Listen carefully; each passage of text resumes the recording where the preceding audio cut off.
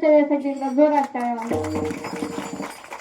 आता निश्चिंतीने पावलो विसावा खुंटलिया धावा तृष्णेचिया. तुकोबराय म्हणले आम्ही शेवट गोड केला, त्याच्यासाठी अट्टहास केला.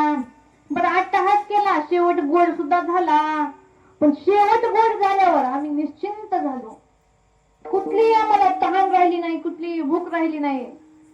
खुंटलिया धावा तृष्णेचिया. दुसरं काही सुद्धा आमच्या जीवनात राहिलं, फक्त देवाचं नामस्मरण करायचं. बरं तुकोबरायांनी देवाचं नामस्मरण करायला सांगितलं, तरी सुद्धा लोक काय ऐकायला तयार. शेवटी लोकच आहेत, 3 गुणाचे 3. आणि लोक काय ऐकत नाहीत. तुकोबरायांनी काय केलं माहितीये का? तुकोबरायांनी टोमणा मारला. टोमणा कळतो ना तुम्हाला? कळतो की नाही? एखाद्याला जर टोचून बोलायचं असेल तर गोडच भाषेत बोलायचं, पण त्याला लागलं पाहिजे. तुकोबराय म्हणले लागून या पाया विनवितो. मला सांगा आपले कुणाची तरी ऐपत आहे का तुकोबरायांनी पाया पडावं? तरी मी तुकोबराय म्हणले का नाही, लागून या पाया विनवितो तुम्हाला. बर कशासाठी? करत टाळी बोला मुखी नाम. तुकोबराय म्हणले हातानं टाळी वाजवायची आणि मुखानं देवाचं नामस्मरण करायचं. कसं असतंय बाबा, घरात जर एखादा माणूस आला आणि लई व्यस्त बडबड करायला लागला तर त्याला आपण काय म्हणतो माहितीये का? बाबा तुझं काय का ना, तुझ्या पाया पडतो, आता ग बसतो. काय करतो? पाया पडतो. तुकोबराय बी तसंच म्हणले, लागून या पाया विनवितो तुम्हाला. कुणाला? सगळ्यांना. करत टाळी बोला.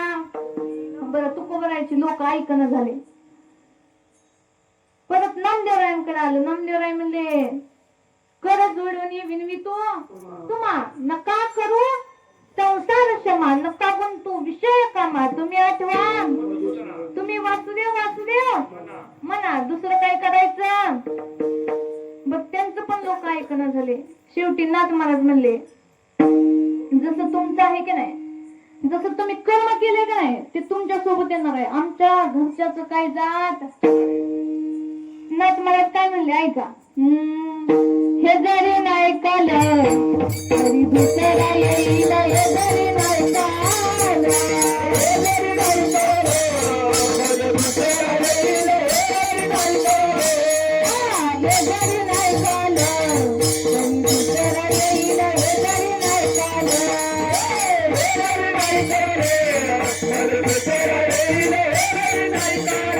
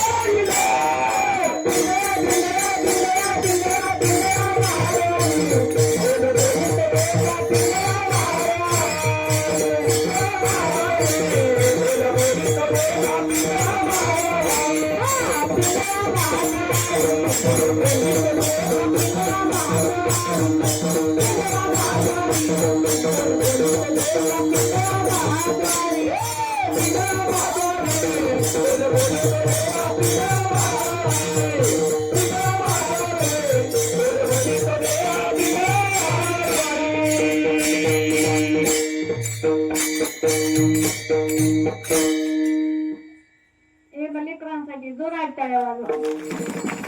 आज किस्त नाही माझं, पण तुम्ही मला बघायला आलेत का त्यांना बघायला आले ते कळणं झालंय. नाथ महाराज म्हणले हे बघा